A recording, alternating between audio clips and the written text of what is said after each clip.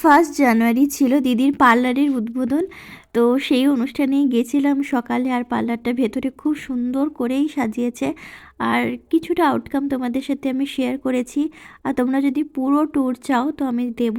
আর সকাল সকাল ঠাকুরমশাই এসে এখানে পুজো করে গেছেন। এখানে আমাদের বাড়ির মা কালীর ছবিও লাগানো আছে।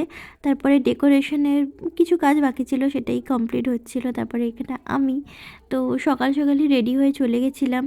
আর বাইরেটা ভীষণ সুন্দর করে সাজানো, এখন ফিতে কাটা হবে। তো বাবাই ফিতেটা কাটছে। তারপরে আরও একজন ছিল, মানে সিনিয়র দিদি, তো উনিও এসেছিলেন। তো ফিতে কাটা হলো, অনেক সেলিব্রেশন হলো।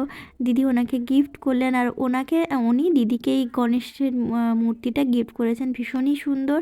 তারপরে কেক কাটা হলো, আর কেকটা দেখতেও ভীষণ ভালো ছিল। সব মিলিয়ে দিনটা ভালোই কাটলো, আর প্রে করি ঠাকুরের কাছে যেন আগামী দিনগুলো ভালোই কাটে।